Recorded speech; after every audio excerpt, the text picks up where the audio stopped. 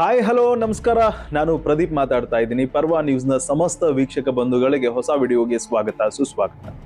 S ವೀಕ್ಷಕರೇ, ಕಳೆದೊಂದಿಷ್ಟು ದಿನಗಳಲ್ಲಿ ಬಹಳಷ್ಟು ಬದಲಾವಣೆಗಳು ಈ ಜನಪದ ಕ್ಷೇತ್ರದಲ್ಲಿ ಆಗ್ತಾ ಇದೆ. ವಿಶೇಷವಾಗಿ ಉತ್ತರ ಕರ್ನಾಟಕ ಅಂತ ತೆಗೆದುಕೊಂಡಾಗ ಅಶ್ಲೀಲತೆಗಳಿಂದ ತುಂಬಿ ತುಳುಕಾಡ್ತಾ ಇರುವಂತಹ ಈ ಉತ್ತರ ಕರ್ನಾಟಕದ ಜನಪದ ಸಾಹಿತ್ಯದಲ್ಲಿ ಬಹಳಷ್ಟು ತಾಂಡವಾಡ್ತಾ ಇತ್ತು ಅಶ್ಲೀಲ ಶಬ್ದಗಳು, ಆಮೇಲೆ ಮಾತುಗಳು ಎಲ್ಲವೂ ಕೂಡ. ಆದರೆ ಏನು, ಕಳೆದ ಒಂದಿಷ್ಟು ದಿನಗಳ ಹಿಂದೆ ಮ್ಯೂಸಿಕ್ ಮೈಲಾರಿಯವರ ಒಂದು ಪ್ರಕರಣ ದಾಖಲಾಗುತ್ತೆ. ಅದಾದ ಮೇಲೆ ಬಹಳಷ್ಟು ಬದಲಾವಣೆಗಳನ್ನು ನಾವು ನೋಡ್ತಾ ಇದ್ದೀವಿ. ಹಾಗಾಗಿ ಆ ಒಂದು ನಿಟ್ಟಿನಲ್ಲಿ ಇವತ್ತಿನವರೆಗೂ ಕೂಡ ಈ ಉತ್ತರ ಕರ್ನಾಟಕದ ಈ ಜನಪದ ಕ್ಷೇತ್ರದಲ್ಲಿ ಆಗ್ತಾ ಇರುವಂತಹ ಈ ಕೆಟ್ಟ ಬೆಳವಣಿಗೆಗಳನ್ನು ಹತ್ತಿಕ್ಕುವುದಕ್ಕೋಸ್ಕರ ಈಗಾಗಲೇ ಎಲ್ಲ ಕಲಾವಿದರು ಕೂಡ ಎಚ್ಚೆತ್ತುಕೊಂಡಿದ್ದಾರೆ, ಜನಗಳು ಕೂಡ ಎಚ್ಚೆತ್ತುಕೊಂಡಿದ್ದಾರೆ. ಇನ್ನು ಮೇಲೆ ಅಶ್ಲೀಲ ಹಾಡುಗಳು, ಅಶ್ಲೀಲ ಶಬ್ದಗಳನ್ನು ಬಳಕೆ ಮಾಡಿರುವಂತಹ ಡೈಲಾಗ್ಗಳು, ನಾಟಕಗಳು ಕಂಪ್ಲೀಟ್ ಆಗಿ ಬಂದಾಗಬೇಕು ಅನ್ನುವಂತಹ ಒಂದು ಹೋರಾಟ ಈಗಾಗಲೇ ನಡೀತಾ ಇದೆ. ಸೊ ಹಾಗಾಗಿ ಆ ಒಂದು ನಿಟ್ಟಿನಲ್ಲಿ ಇವತ್ತಿನ ಒಂದು ವಿಶೇಷ ಕಾರ್ಯಕ್ರಮವನ್ನ ನಾವು ಮಾಡ್ತಾ ಇದ್ದೀವಿ. ಹಾಗಾಗಿ ಕಾಲ್ ಮಾಡಿ ಕ್ಲಾಸ್ ತಗೊಳ್ಳಿ ವಿಶೇಷ ಕಾರ್ಯಕ್ರಮಕ್ಕೆ ಸ್ವಾಗತ. ನಾನು ಪ್ರದೀಪ್ ಹಿರೇಮಠ್. ಎಸ್ ನೋಡಿ, ಜನಪದ ಅಂತ ಬಂದಾಗ, ಮಾತುಗಳು ಅಂತ ಬಂದಾಗ, ಜನರ ಬಾಯಿಂದ ಬರುವಂತಹ ಮಾತುಗಳನ್ನೇ ಜನಪದವಾಗಿ ತೆಗೆದುಕೊಂಡು ಹೋಗಿ ಬಹಳಷ್ಟು ಅರ್ಥಗರ್ಭಿತ ಹಾಡುಗಳನ್ನ ಹಾಡಿ ಇವತ್ತು ಜನಪದ ಕ್ಷೇತ್ರ ಶ್ರೀಮಂತಿಕೆಯನ್ನ ಪಡೆದುಕೊಂಡಿತ್ತು. ಅದು ವಿಶೇಷವಾಗಿ ಉತ್ತರ ಕರ್ನಾಟಕದ 12 ಜಿಲ್ಲೆಗಳಲ್ಲಿ. ಅಲ್ಲಿಂದ ಸಿನಿಮಾ ಇಂಡಸ್ಟ್ರಿಗೆ ಹೋಯ್ತು, ಅಲ್ಲಿಯೂ ಕೂಡ ಒಳ್ಳೆ ಬೆಳವಣಿಗೆಗಳು ನಡೀತಾನೆ ಇತ್ತು. ಆದ್ರೆ ಒಂದಿಷ್ಟು ವರ್ಷಗಳ ಹಿಂದೆ ಏನು, ಒಂದಿಷ್ಟು ಸಾಹಿತ್ಯಗಳು, ಗಲೀಜಾಗಿರುವಂತಹ ಹಾಡುಗಳು, ಹೆಣ್ಣು ಮಕ್ಕಳನ್ನ ತೇಜೋವಧೆ ಮಾಡುವಂತಹ ಹಾಡುಗಳು, ಹೆಣ್ಣು ಮಕ್ಕಳ ಒಂದು ಅಶ್ಲೀಲ ಗೀತೆಗಳನ್ನ ಹಾಡುವಂತಹ ಹಾಡುಗಳು, ಆಮೇಲೆ ಈ ನಾಟಕ ಅಂತ ತಗೊಂಡಾಗ, ಈ ಕೆಲವೊಂದು ಆರ್ಕೆಸ್ಟ್ರಾ ಕಾರ್ಯಕ್ರಮಗಳನ್ನು ಅಂತ ತಗೊಂಡಾಗ ನಾವೇನು ಈ ಅಪ್ರಾಪ್ತ ಬಾಲಕರು 18 ಒಳಗೆ ಇರುವಂತಹ ಒಂದಿಷ್ಟು ಮಕ್ಕಳಿಗೆ ಕಾಯ್ದೆಗಳನ್ನ ನಾವು ಅನುಸರಿಸ್ತೀವಿ. ಆ ಒಂದು ಕಾನೂನನ್ನ ಪ್ರತಿಯೊಬ್ಬರು ಅನುಸರಿಸಬೇಕು. ಆದ್ರೆ ಎಲ್ಲೋ ಒಂದು ಕಡೆ ಈ ಸರ್ಕಾರ ಆಗಿರ್ಬಹುದು, ಕಾನೂನು ಸುವ್ಯವಸ್ಥೆ ಆಗಿರ್ಬಹುದು, ಕಣ್ಣು ಮುಚ್ಕೊಂಡು ಕುಳಿತಾ ಅನ್ನೋದು ನಮ್ಮ ಪ್ರಶ್ನೆ. ಯಾಕೆ ಅಂತಂದ್ರೆ, ಎಲ್ಲೋ ಒಂದು ಕಡೆ ಅನ್ಯಾಯ ಆದಾಗ, ಇದೇ ಮ್ಯೂಸಿಕ್ ಮೈಲಾರಿ ಅವರ ಒಂದು ಪ್ರಕರಣ ದಾಖಲಾಗಬೇಕಾದ್ರೆ ಒಂದು ಅಪ್ರಾಪ್ತ ಬಾಲಕಿ ಮೇಲೆ ನಡೆದಿರುವಂತಹ ಅತ್ಯಾಚಾರವನ್ನ ಒಂದು ಪರಿಗಣನೆ ಮಾಡಿಕೊಂಡು ಅಪ್ರಾಪ್ತ ಬಾಲಕಿ ಅನ್ನೋದನ್ನ ಪರಿಗಣಿಸಿ ಒಂದು ಕೇಸನ್ನ ದಾಖಲು ಮಾಡುತ್ತೆ. ಖಂಡಿತ ನಮಗೆ ಅದರ ಖುಷಿ ಇದೆ. ಯಾಕೆ ಅಂತಂದ್ರೆ, ಆ ಒಂದು ಅಪ್ರಾಪ್ತ ಬಾಲಕಿಗೆ ನ್ಯಾಯ ಸಿಗಬೇಕು ಅನ್ನುವಂಥ ದೃಷ್ಟಿಯಿಂದ. ಒಂದು ವೇಳೆ ಮ್ಯೂಸಿಕ್ ಮೈಲಾರಿ ನಿರಪರಾಧಿ ಅಂತ ಆಯ್ತು ಅಂತಂದ್ರೆ ಅದಕ್ಕೂ ಕೂಡ ನಮ್ಗೆ ಖುಷಿ ಇದೆ, ಯಾಕಂದ್ರೆ ಒಳ್ಳೆ ಕಲಾವಿದ ಬೆಳಿಲಿ ಅಂತ. ಆದ್ರೆ ಇದನ್ನೆಲ್ಲಾನು ಹೊರತುಪಡಿಸಿ ಇವತ್ತು ಅದೇ ಮಕ್ಕಳು, ಅದೇ ಅಪ್ರಾಪ್ತ ಬಾಲಕರು ಮತ್ತೆ ಬಾಲಕಿಯರು ಒಂದು ವೇದಿಕೆ ಮೇಲೆ ಅರ್ಧಂಬರ್ಧ ಬಟ್ಟೆ ಹಾಕೊಂಡು ಕುಣಿತಿದ್ದಾರೆ.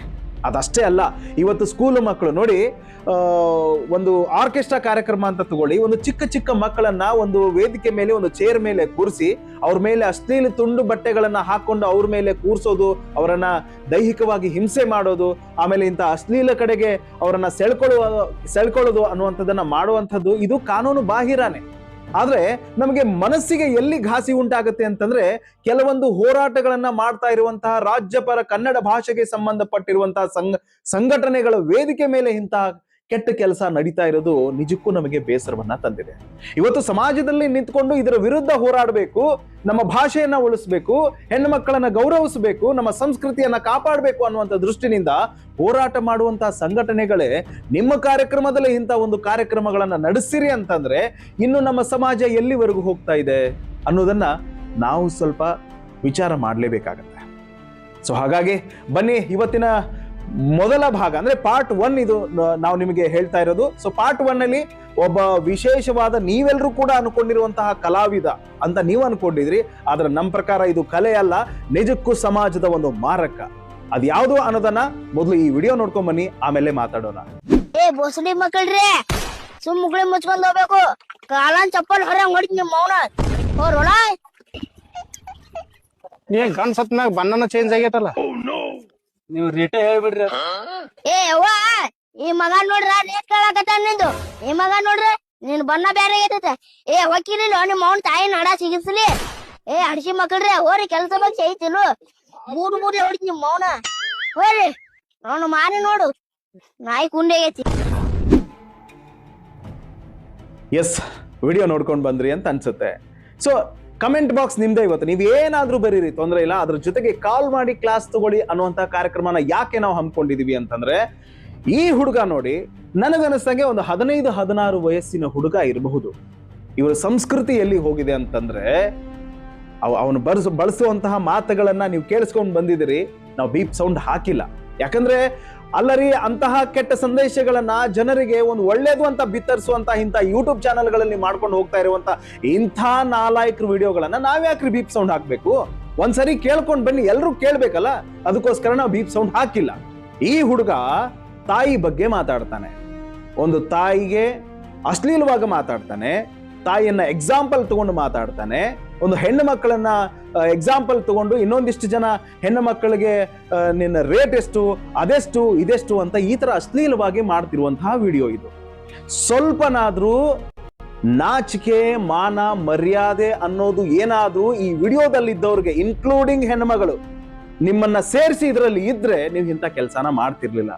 ಅಲ್ಲ ರೀ, ನಿಮ್ಮ ರೆವಿನ್ಯೂ ಬರಬೇಕು, ಆಮೇಲೆ ನೀವು ಫೇಮಸ್ ಆಗ್ಬೇಕು ಅನ್ನೋದಕ್ಕೋಸ್ಕರ ಇಂಥ ಕೆಟ್ಟ ಕೆಲಸ ಮಾಡೋದಕ್ಕೆ ನಿಮಗೆ ಮನಸ್ಸಾದ್ರೂ ಹೆಂಗ್ ಬರುತ್ತೆ? ಸಮಾಜಕ್ಕೆ ನೀವು ಏನ್ ತಿಳಿಸ್ಬೇಕು ಅಂತ ಹೋಗ್ತಿದ್ದೀರಿ? ಮೊದಲು ಅದನ್ನ ನಮಗೆ ಕ್ಲಾರಿಫೈ ಮಾಡಿ. ನಿನ್ನ ವಯಸ್ಸೇನು? ಆ ಗಿಡ್ಡ ಅನ್ನುವಂತ ಹುಡುಗ, ನಿನ್ನ ವಯಸ್ಸೇನು? ನೀನು ಮಾಡ್ತಾ ಇರುವಂತ ಕೆಲಸ ಏನು?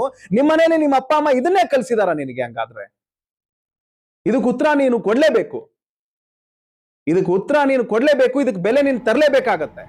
ಇಂಥವ್ರನ್ನ ಇಟ್ಕೊಂಡು ಆರ್ಕೆಸ್ಟ್ರಾ ಕಾರ್ಯಕ್ರಮಗಳನ್ನ ಮಾಡ್ತಾ ಇರುವಂತಹ ನಿಮ್ಮಗಳ ಜನ್ಮಕ್ಕೆ ನಾಚಿಕೆ ಆಗ್ಬೇಕು. ಮೊದಲು ಇಂಥ ನಾಲಾಯಕರನ್ನ ಕರೆಸಿ ವೇದಿಕೆ ಮೇಲೆ ಕೂರಿಸಿ ಇಂಥದನ್ನ ಆಕ್ಟಿಂಗ್ ಮಾಡಿಸ್ತೀರಿ ನೀವು, ಇಂಥ ಅಶ್ಲೀಲ ಮಾತುಗಳನ್ನ ಹೇಳಿಸ್ತೀರಿ ನೀವು. ಆರ್ಕೆಸ್ಟ್ರಾ ಮಾಲೀಕರು ನಾಚಿಕೆ ಆಗಲ್ಲ ನಿಮಗೆ? ನಿಮಗೆ ದುಡ್ಡು ಸಿಗತ್ತೆ ಅಂತ ಹೇಳಿ ಇಂಥ ಕೆಟ್ಟ ಕೆಲಸಕ್ಕೆ ಯಾಕ್ರಿ ಕೈ ಹಾಕ್ತೀರಿ? ಸಮಾಜದಲ್ಲಿ ಒಂದು ಒಳ್ಳೆ ಸಂದೇಶ ಕೊಡಿ, ಹೆಣ್ಣನ್ನ ಪ್ರೀತಿಸುವಂತದ್ದು, ಗೌರವಿಸುವಂತದ್ದು ಮೆಸೇಜ್ ಪಾಸ್ ಮಾಡ್ರಿ. ಅದನ್ನ ಬಿಟ್ಟು ಹೆಣ್ಣು ಮಕ್ಕಳ ಬಗ್ಗೆ ಕೆಟ್ಟದಾಗಿ ಮಾತಾಡುವಂತಹ ಇಂಥವ್ರ ವಿರುದ್ಧ ನಿಲ್ಬೇಕಾಗಿರುವಂತಹ ನೀವೇ ಇಂಥ ಕೆಲಸ ಮಾಡಿದ್ರೆ ಇನ್ನು ಕೇಳೋರು ಯಾರು? ಹಂಗಾದ್ರೆ ಯಾರು ಕೇಳ್ತಾರೆ? ಇವತ್ತು ದಕ್ಷಿಣ ಕರ್ನಾಟಕದಲ್ಲಿ ಉತ್ತರ ಕರ್ನಾಟಕದವರು ಅಂತಂದ್ರೆ ಒಂದ್ ಥರ ದೃಷ್ಟಿಯಿಂದ ನೋಡುವಂತಹ ಪರಿಸ್ಥಿತಿಗೆ ನಮ್ಮನ್ನ ತಗೊಂಡ್ಬಂದಿದ್ದೀರಿ ನೀವೆಲ್ಲರೂ ಕೂಡ. ಇವತ್ತು ನಿಜವಾಗಿ ಕಲಿತು ಹಾಡಬೇಕು, ನಾನೇನೋ ಸಾಧನೆ ಮಾಡ್ಬೇಕು ಅನ್ಕೊಂಡಂತ ಕಲಾವಿದರು ಇವತ್ತು ಮೂಲೆ ಗುಂಪು ಮಾಡಿದ್ದೀರಿ ನೀವೇ, ನಿಮ್ಮಂಥವ್ರು ಇದನ್ನ ಮಾಡಿದ್ದು, ಬೇರೆ ಯಾರು ಅಲ್ಲ.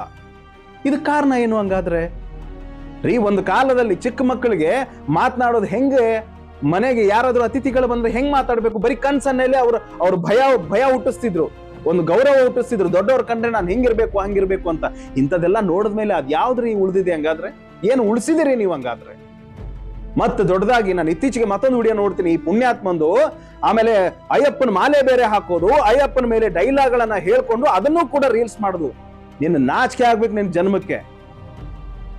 ನೀನ್ ಮಾಡ್ತಿರುವಂತಹ ಈ ಪಾಪದ ಕೆಲಸಕ್ಕೆ ಸ್ವಾಮಿ ಅಯ್ಯಪ್ಪನ ಮಾಲೆ ಹಾಕೊಂಡು ಇವತ್ತು ದೇವರಿಗೂ ಕೂಡ ಅಪಮಾನ ಮಾಡ್ತೀಯ ನೀನು, ನಾಚಿಕೆಟ್ಟವನೇ ತಂದು. ನಾನು ಸ್ಕ್ರೀನ್ ಮೇಲೆ ಆ ವ್ಯಕ್ತಿ ಫೋಟೋ ಮತ್ತೆ ಮೊಬೈಲ್ ನಂಬರ್ ಅನ್ನ ಹಾಕಿದ್ದೀನಿ. ನಿಜಕ್ಕೂ ಕೂಡ ಇವನು ಮಾತನಾಡಿರುವಂತಹ ಮಾತುಗಳು ನಿಮ್ಮ ಮನಸ್ಸಿಗೆ ಬಂದಿದ್ರೆ, ನಿಮ್ಮ ಮನಸ್ಸಿಗೆ ನೋವುಂಟು ಮಾಡಿದ್ರೆ, ಬೇಜಾರುಂಟು ಮಾಡಿದ್ರೆ ಅವನಿಗೆ ಕಾಲ್ ಮಾಡಿ ಕ್ಲಾಸ್ ತಗೊಳ್ಳಿ. ಕಾಲ್ ಮಾಡಿ, ಮುಲಾಜೆ ಇಲ್ಲ ಯಾರ್ದು ಕೂಡ, ಅವು ಯಾವನಾದ್ರೂ ಇರ್ಲಿ ಪರವಾಗಿಲ್ಲ. ನೋಡ್ರಿ, ನಾವು ಕರ್ನಾಟಕ, ನಾವು ಭಾರತದವರು ಅಂತಂದಾಗ ನಮಗೊಂದು ಸಂಸ್ಕೃತಿ ಇದೆ. ವಿಶೇಷವಾಗಿ ಉತ್ತರ ಕರ್ನಾಟಕದಲ್ಲಿ ಉತ್ತರ ಕರ್ನಾಟಕದಲ್ಲಿ ಬಹಳಷ್ಟು ಕಲೆಗಳಿದೆ, ಪ್ರತಿಭಾನ್ವಿತ ವ್ಯಕ್ತಿಗಳಿದ್ದಾರೆ, ಸಂಪನ್ಮೂಲ ವ್ಯಕ್ತಿಗಳಿದ್ದಾರೆ. ಇವತ್ತು ಉತ್ತರ ಕರ್ನಾಟಕ ಏನು ಅನ್ನುವಂಥದ್ದನ್ನ ಇಡೀ ಕರ್ನಾಟಕಕ್ಕೆ ಜಗಜ್ಜಾಹೀರು ಮಾಡಿರುವಂತಹ ಕಲಾವಿದರು ನಾವು ನೋಡ್ತೀವಿ. ಅಂತದ್ರಲ್ಲಿ ಇಂಥ ನಾಲಾಯಕರು ಬಂದು ಈ ಎಲ್ಲ ಸಂಸ್ಕೃತಿನ ಹಾಳು ಮಾಡುವಂತ ಕೆಲಸವನ್ನ ಮಾಡ್ತಿದ್ದಾರೆ. ಇದಕ್ಕೆ ನೀವೆಲ್ಲರೂ ಕೂಡ ಸಪೋರ್ಟ್ ಮಾಡ್ತಿದ್ದೀರಿ. ಇದು ಹಾಳಾಗಿರೋದು ಕೂಡ ನಿಮ್ಮಿಂದಾನೇ ಹಾಳಾಗಿದ್ದು. ಇಂಥವ್ರನ್ನ ವೇದಿಕೆ ಮೇಲೆ ಕರ್ಕೊಂಡ್ ಬರ್ತೀರಿ, ಹಾಲಿನ ಅಭಿಷೇಕ ಮಾಡೋದೇನೋ, ಚುರುಮುರಿ ಹಾರಿಸೋದೇನೋ, ಅವ್ರಿಗೆ ಬೌನ್ಸರ್ ಬೇರೆ 10,000 ಜನ ಬೌನ್ಸರ್. ಏನದು? ಎಲ್ಲಿ ಹೋಯ್ತಿದ್ದೀರಿ ನೀವು ಸಂಸ್ಕೃತಿನ? ಹೇಳಿ. ನಿಜವಾದ ಕಲಾವಿದರಿಗೆ ಕೊಡುವಂತಹ ಗೌರವ ಕೊಡ್ರಿ ಮೊದಲು. ಅದನ್ನ ಬಿಟ್ಟು ಇಂಥ ಅಶ್ಲೀಲ ಹಾಡುಗಳನ್ನ, ಅಶ್ಲೀಲ ಮಾತುಗಳನ್ನ ಹೇಳ್ಕೊಂಡು ತಿರುಗಾಡುವಂತ ಇಂಥವ್ರನ್ನ ಒದ್ದು ಒಳಗ್ ಹಾಕಿಸ್ಬೇಕು ಮೊದಲು. ಆಮೇಲೆ ಸಂಬಂಧಪಟ್ಟಂತಹ ಇಲಾಖೆಗಳಿಗೆ ನಾನು ಒಂದು ಮನವಿ ಕೊಡ್ತೀನಿ. ಅಷ್ಟು ಅಪ್ರಾಪ್ತ ಬಾಲಕಿಯರಿಗೆ ನೀವು ರಕ್ಷಣೆ ಕೊಡೋರು, ಅವ್ರ ಬಗ್ಗೆ ವಿಚಾರ ಮಾಡೋರು, ನಿಮ್ಮ ಕಾನೂನು ಎಲ್ಲಿ ಹೋಗಿದೆ? ಹಂಗಾದ್ರೆ ಇಂಥ ಒಬ್ಬ ವ್ಯಕ್ತಿ ಬಾಯಲ್ಲಿ ಇಂತಿಂತ ಮಾತುಗಳನ್ನ ಮಾತಾಡ್ತಿದ್ದಾನೆ ಅಂತಂದ್ರಾಗ ಇವನ ಕಲ್ಚರ್ ಏನಾಗಿದೆ, ಇವ್ರ ಮನೆಯವರು ಇವ್ನಿಗೆ ಏನ್ ಹೇಳ್ಕೊಡ್ತಿದ್ದಾರೆ ಅನ್ನೋ ಸ್ವಲ್ಪನಾದ್ರೂ ಕಾಮನ್ ಸೆನ್ಸ್ ಬೇಕಲ್ಲ ಇಲಾಖೆಯವ್ರಿಗೆ. ಯಾಕೆ ನೀವು ಮಾಡ್ತಿಲ್ಲ? ಒಂದು ಪೋಕ್ಸೋ ಕಾಯ್ದೆ ಅಡಿ ಸುಮೋಟೋ ಕೇಸನ್ನ ದಾಖಲಿಸ್ಕೊಳ್ಬೇಕಾಗಿರುವಂತದ್ದು ಪೊಲೀಸರ ಕೆಲಸ, ಒಪ್ಕೋತೀನಿ.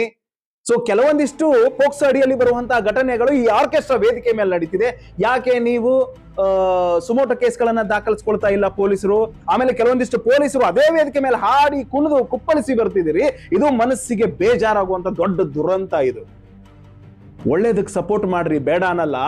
ಇಂಥ ಕಿತ್ತೋಗಿರೋ ನನ್ನ ಮಕ್ಕಳಿಗೆಲ್ಲ ಸಪೋರ್ಟ್ ಮಾಡಿ ಅಶ್ಲೀಲವನ್ನ ಮತ್ತಷ್ಟು ಬೆಳಕಿಗೆ ತಂದು ಅಲ್ಲಿ ದಕ್ಷಿಣ ಕರ್ನಾಟಕದವರು ಬೇರೆ ಬೇರೆ ಭಾಗದವರೆಲ್ಲ ನಮ್ಮನ್ನ ಬೇರೆ ಒಂದು ಕೆಟ್ಟದಾಗಿರೋ ದೃಷ್ಟಿಯಿಂದ ನೋಡುವಂತಹ ಪರಿಸ್ಥಿತಿ ನಾವೆಲ್ಲರೂ ಬಂದಿದ್ದೀವ್ರಿ. ಇದು ನಮ್ಮ ದುರಂತ. ಸೊ ಹಾಗಾಗಿ ಇವತ್ತು ಪಾರ್ಟ್ 1 ಇದು. ಬರೀ 1ನೇ ಭಾಗದಲ್ಲಿ ಈ ಗನಂಧಾರಿ ವ್ಯಕ್ತಿನ ನಾನು ನಿಮಗೆ ಇಂಟ್ರೊಡ್ಯೂಸ್ ಮಾಡ್ತಿದ್ದೀನಿ. ಇನ್ನು ನಾಳೆ ಮತ್ತೆ ಬರೋ ದಿನಗಳಲ್ಲಿ ಪಾರ್ಟ್ 2 ಬರುತ್ತೆ. ಮತ್ತೊಬ್ಬ ಮಹಾನ್ ಇಂಥ ಅಶ್ಲೀಲ ಹಾಡುಗಳನ್ನ, ಅಶ್ಲೀಲ ಡೈಲಾಗ್ಸ್ ಗಳನ್ನ ಹೊಡೆದು ತನ್ನಷ್ಟಕ್ಕೆ ತಾನು ಮೆರವಣಿಗೆ ಮಾಡ್ತಾ ಇರುವಂತಹ ಡೂಪ್ಲಿಕೇಟ್ ಕಲಾವಿದರನ್ನ ನಾನು ನಿಮಗೆ ಪರಿಚಯ ಮಾಡುವಂತಹ ವ್ಯವಸ್ಥೆಯನ್ನ ಮಾಡ್ತಾ ಇದ್ದೀನಿ. ಹಾಗಾಗಿ ಆದಷ್ಟು ಬೇಗ ಇದನ್ನ ಶೇರ್ ಮಾಡಿ, ಜೊತೆಗೆ ಇಲ್ಲಿರುವಂತಹ ನಂಬರ್ಗೆ ಕಾಲ್ ಮಾಡಿ. ಯಾಕೆ ಹಿಂಗ ಮಾತಾಡಿದ್ರೆ, ಇದಕ್ಕೆ ಪ್ರಾಪರ್ ಆಗಿ ರೀಸನ್ ಕೊಡು ಅಂತ ನೀವು ಕೇಳಿ, ತೊಂದರೆ ಇಲ್ಲ. ಯಾಕಂದ್ರೆ ದೇಶದ ನೋಡಿ, ಸಣ್ಣ ಸಣ್ಣ ಮಕ್ಕಳ ಕೈಯಲ್ಲಿ ಒಂದು ಮೊಬೈಲ್ ಕೊಟ್ಟಿರ್ತೀರಿ ನೀವೆಲ್ಲ, ಅರ್ಥ ಆಯ್ತಾ? ಇವತ್ತಿನ ಮಕ್ಕಳು ಕೂಡ ಯಾವ್ಯಾವ ವಿಡಿಯೋ ನೋಡ್ತಿದ್ದಾರೆ ಅಂತ ನಿಮಗೂ ಕೂಡ ಗೊತ್ತು. ಅದೆಲ್ಲ ಇಂಥವ್ರಿಂದಾನೆ ರೀ. ಇನ್ನೊಬ್ಬ ಮಹಾನ್ ಕಲಾವಿದ ಇದ್ದಾನೆ, ಅವನು ಮಹಾನ್ ಕಲಾವಿದ ಅಂತ ಆಕ್ಚುಲಿ ಇದ್ದ, ನಾವು ಅನ್ಕೊಂಡಿದ್ವಿ ಅವನ್ ಮಹಾನ್ ಕಲಾವಿದ ಅಂತ. ಆದ್ರೆ ಒಂದೇ ಒಂದು ಅಶ್ಲೀಲ ಪದವನ್ನ ಇಡೀ ಕರ್ನಾಟಕದಾದ್ಯಂತ ಪಸರಿಸಿ ಎಲ್ಲರ ಬಾಯಲ್ಲೂ ಕೂಡ ಅದೊಂದು ಹೆಸರು ಬರೋ ತರ ಮಾಡಿದ್ದಾನೆ. ಆ ಪುಣ್ಯಾತ್ಮನ, ಆ ನಾಲಾಯಕನ ಕಥೆನ ಮತ್ತೆ ನಾನು ಮುಂದಿನ ಭಾಗದಲ್ಲಿ ಹೇಳ್ತಾ ಹೋಗ್ತೀನಿ. ಸೊ ನೀವಿನ್ನೂ ನಮ್ಮ ಚಾನಲ್ ಅನ್ನ ಸಬ್ಸ್ಕ್ರೈಬ್ ಮಾಡಲಿಲ್ಲ ಅಂತಂದ್ರೆ ಈಗಲೇ ಸಬ್ಸ್ಕ್ರೈಬ್ ಮಾಡಿ. ಫೇಸ್ಬುಕ್ ಮತ್ತೆ ಇನ್ಸ್ಟಾಗ್ರಾಮ್ ಅಲ್ಲಿ ನೋಡ್ತಾ ಇದ್ರೆ ಫಾಲೋ ಮಾಡಿ ಅಂತ ಹೇಳ್ತಾ, ಸತ್ಯ ಸಂಸ್ಕೃತಿ ಶೋಧನೆಯಂತಹ ಸುದ್ದಿಗಳಿಗಾಗಿ ನೋಡ್ತಾ ಇರಿ ಪರ್ವ ನ್ಯೂಸ್ ಕನ್ನಡ. ಇದು ನಿಮ್ಮ ವಾಹಿನಿ. ನಮಸ್ಕಾರ.